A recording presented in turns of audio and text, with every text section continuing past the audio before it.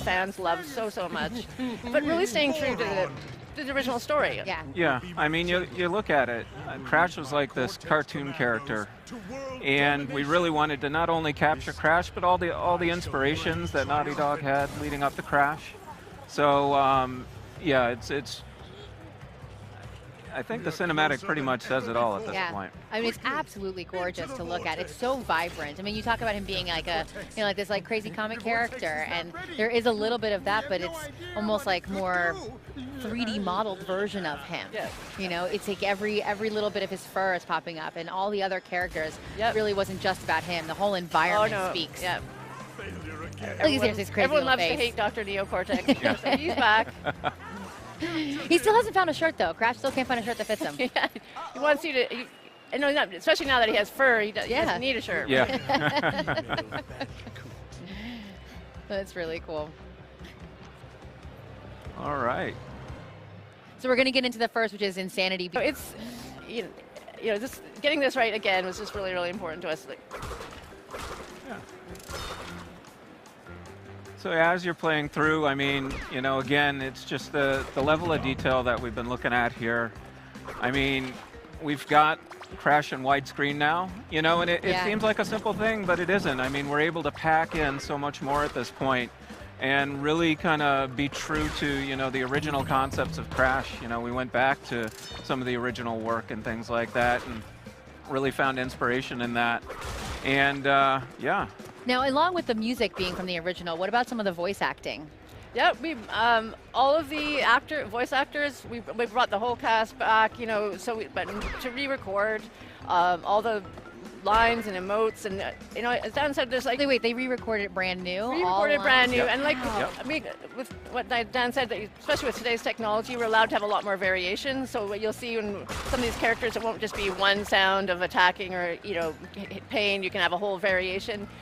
So I think almost all of the voice actors have been involved in the franchise at one time or another. Yep. So it's been really, and they had a lot of fun. They had a lot of fun doing this again. It's so crazy too, like 20 years later, you're like, hey, let me give you a call. I need you to come back and do this again. Yeah, it was so really fun. great. This is adorable. Yeah, so obviously we've left no turtle unturned and make, I'm sorry. It's so easy, I know. Crash is full of puns, so, but it's those kind of levels of details where, we can just really have fun getting into those moments, which are just so delightful, and what make this game so fun and beloved. Yep. So one of the great things about the gameplay in Crash, we can pull it off. Big challenge for him now. But it's really important for us that this is a game for old and new fans alike. Yeah. And certainly with new fans, we've done a lot of things to make it even easier to pick up and play than before. We've done a lot of work with the controls and the checkpointing and things like that. But we still want to make sure that there's that challenge there and that compulsion to go back and do more like we were talking about. So one of the things we added, which we think fans will be super excited about, is the fact that there's going to be time trials everywhere. Oh, nice. In all the levels instead of just in the third game.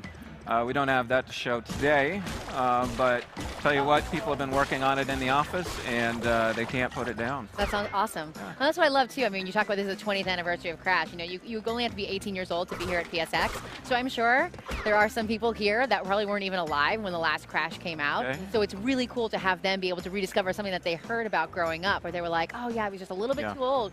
When I got into games a little too late to actually experience Crash, and now they get to. It's like getting like your folklore back out and really experience a piece of history. That's really important to us, that new fans get a chance to love basically the Crash that we came to know and love as well. Sure. Or now that you're older enough, and maybe my age or older, you may have kids, and you can get your kids into the game then. Yeah, it's a great game to pass around on the sofa and watch each other play, and he did it. He did it. What? We did it. Yeah, we proved us wrong. Fantastic. Perfect. So of course, he coughs up that gem, out of a level of detail, and how we're modernizing these games. It's everybody that's seen this so far, all the fans that have seen this are going, oh, it's heavy machinery. They recognize it right away. It instantly feels entirely familiar. Like they know what this is. But they're also starting to notice the level of care and attention and detail that's all been added new. Because again, we're building this right from the ground up. Teams like all the rivets and the wheels and the pipes, and those are all new to this version. I won't even ask you how many hours you guys have already spent working on this. A few hours. Let me a few hours. Yeah. Just a few. Yeah.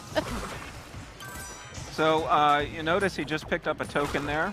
That's another thing that you know, we've been really looking and paying attention to is bonus rounds. For the Crash fans and Crash 1, the bonus rounds, they were cool. They provide a lot of challenge, but they had a few hiccups. Okay. So, you know, that's one of those types of improvements we've been looking to make, just easier to get into some of the bonus rounds, easier to replay them, you know, and just take, you know, a lot of the lessons learned over the years and kind of apply them back. So, and speaking of over the years, not that I want to get greedy or anything, but is there an option maybe in the future to remaster future games? I've had a couple people